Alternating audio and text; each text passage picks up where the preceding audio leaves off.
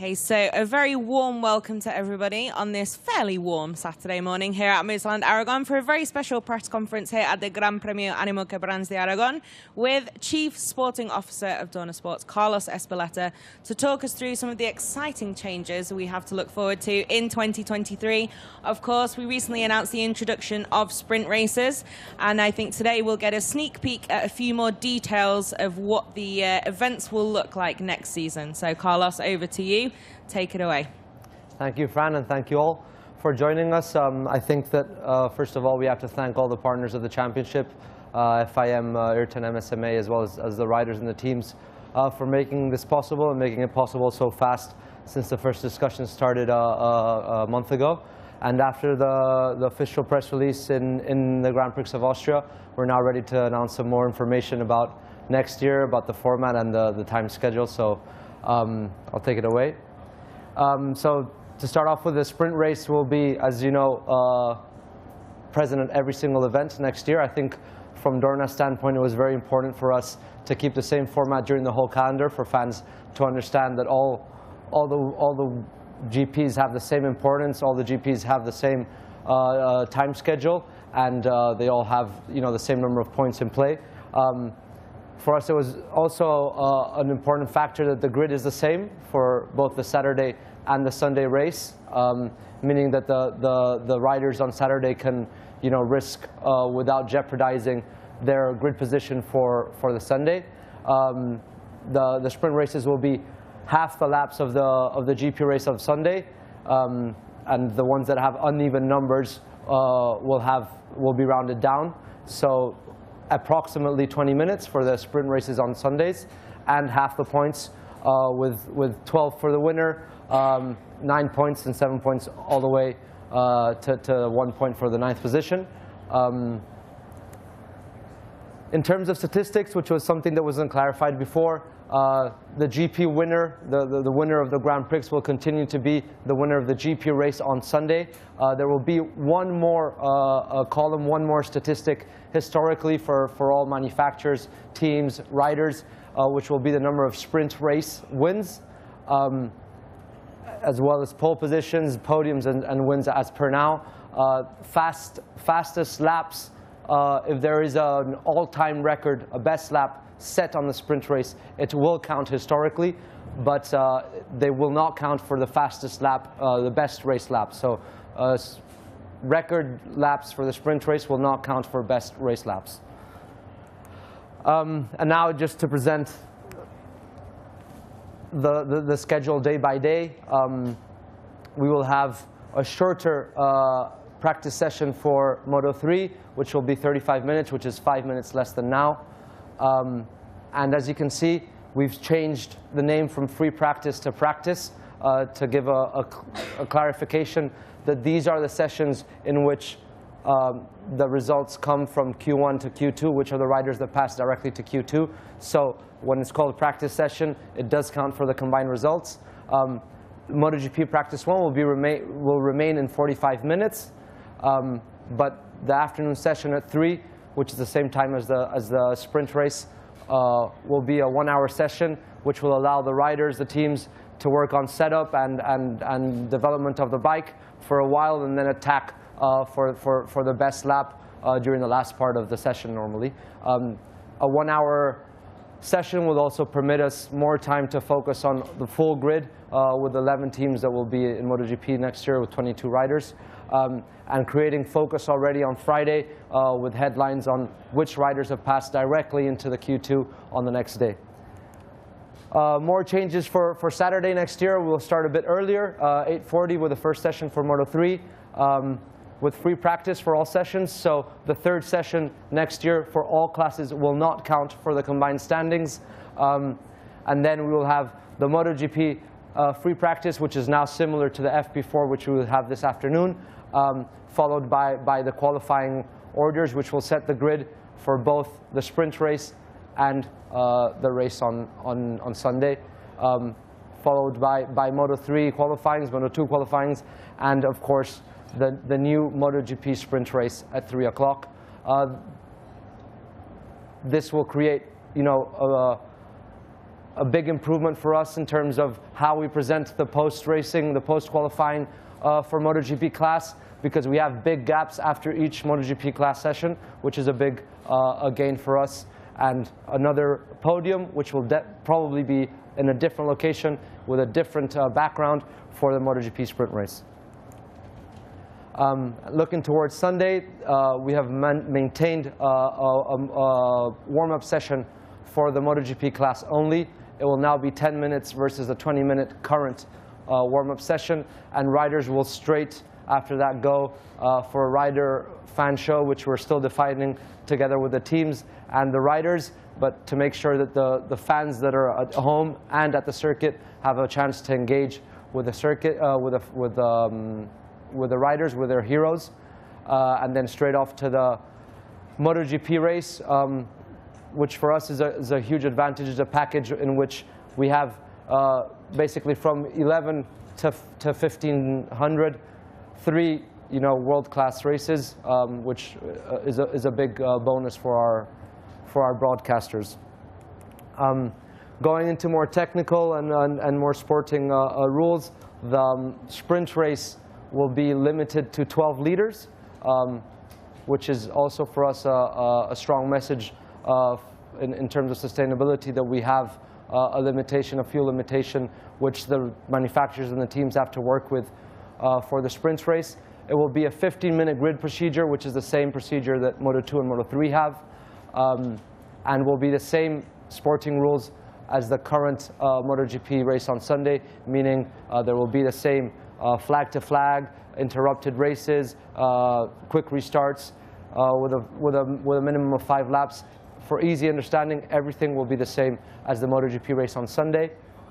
In terms of disciplinary, we will have small tweaks to the race to compensate for the shorter duration.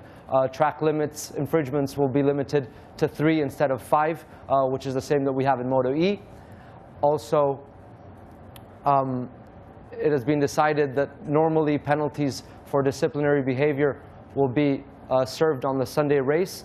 Of course, if a rider has been involved in an incident resulting in a penalty during the sprint race in which the rider is still competing, the rider might get the penalty during the sprint race. And that's pretty much it. Thank you, Fran. Okay, so I'm sure we have plenty of questions from the floor. So I think we'll begin over here. Yes, hi Carlos, Manuel Pecino for Riding Sport Japan. Can you explain me about the format of the rider fan show? I cannot give full details, but it's something that we're still working on. Of course, we had to get the approval first from our partners in the paddock, and now it's also a task for Dorna to work with the circuits themselves to see how they want to station, how they want to focus this availability of the riders to interact with both the fans at home and the fans at the circuit. We have basically half an hour of availability on race day of the riders, which had never happened before, and we think that this is a big advantage. And we'll try to get the riders to the fans. We cannot give any more information right now.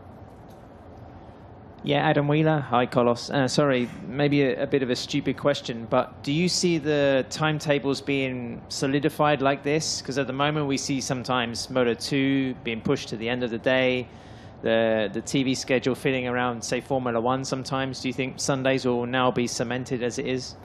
Yes, that is the idea. Our idea is that MotoGP class will be the last race. You haven't seen support classes here, but the idea is that even the support classes will race before MotoGP, so before the GP classes, also on Sundays. Of course, we have to adapt, especially, for example, when we are in our GPs in Portugal or the UK, where we are an hour before. That is one of the situations where we have to adapt. But I think you're mentioning that now our current standard schedule has Moto2 racing after MotoGP on Friday and Saturday. That is because we feasibly don't have enough time to do that before on Friday and Saturday. But when we go overseas and we race our races later on Sundays, we do have MotoGP after on Saturdays and Fridays. this won't have to happen anymore. So I think there will be less changes to the standard format next year than this year. Simon Patterson from the race. Carlos, you mentioned potentially having a different podium for the sprint races. Is that and the fan show, are those both lessons learned from World Superbikes? Because I think it's quite similar to what you do there. It could be, you know, at the end, Superbike is a very different paddock in which it's not as exclusive as MotoGP. As you know, it's open to the public in Superbike, and there's a big number of fans there at the event. Here, the situation is a bit different. I think that also historically for us as Dorna, but also for the teams, for the manufacturers, having a different backdrop, a different historical photo for the sprint race compared to the race on Sunday is a positive. And now we have to think about ways that we can do that. Of course, you know, from fans at home and people, let's say, less connected to the MotoGP world, it's challenging because here the distances are very big. You know, if you try to do a podium in front of the fans here in MotoGP, you know, the teams are inside the paddock, they'd have to move outside, so there's definitely challenges involved, but yes, that's more or less where we're heading. Hi, Carlos. Niki Kovac, 2 questions. First of all, why you decided to cancel the Moto3 and the Moto2 warm-ups? Maybe you could have included, even if you have the fun action, because I guess, or I'm wondering whether the teams and the riders were happy about this decision. And also, this fan show before the race. The MotoGP riders were not so happy learning the sprint races from the media.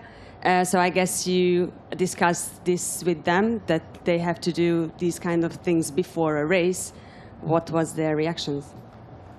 Well, first off, like I said before, in the schedule you haven't seen the support classes, so no, we do not have space for a Moto2, Moto3 warm-up on Sunday mornings at most of the events, because at most of the events we do have support classes.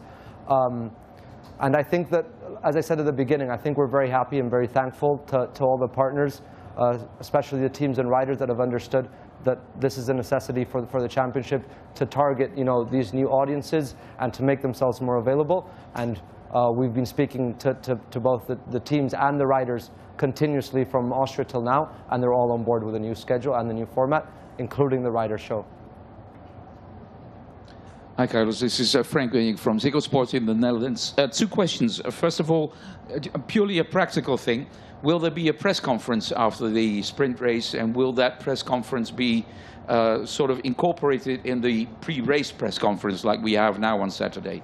And one question about the warm-up on Sunday, which is only 10 minutes long. It seems quite short, and what was the team reaction about that? Okay, so in terms of the first question of press conference for the sprint races, yes, there will be a press conference. The format is, you know, still to be decided. It might be something, you know, different, more active, at a different location of what it is now. We also have a qualifying press conference, which can happen right after qualifying, because we have a decent gap there all the way to the qualifying of Moto3. So yes, you will have also more time, you know, to speak to the riders after qualifying, after the sprint race. So that's a positive. On the other side, you know, Moto2, Moto3 qualifyings this year have worked fine with 10 minutes. Speaking to the riders and the manufacturers, there were some that even would be happy to not have a warm-up, but you know, we've decided to leave it like it is. From the information that we received from the teams and the riders, the warm-up is basically important for the riders to have an opportunity to go out on the race day before the race itself, and to check if a bike is working well before the race itself, if they've had a crash in qualifying or the sprint race. For that reason, five laps should be more than enough.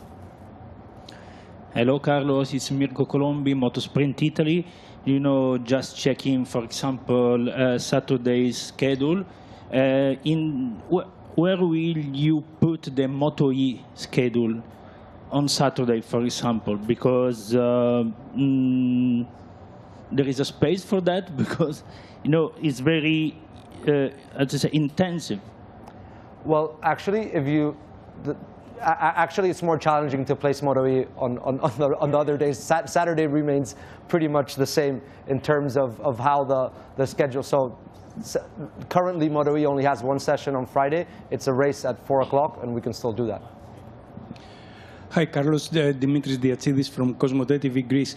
The whole idea behind this, regarding the riders, is to have the riders more accessible to the people, to the people that are coming to a MotoGP, or generally to create a better profile for all riders in order to create the new heroes?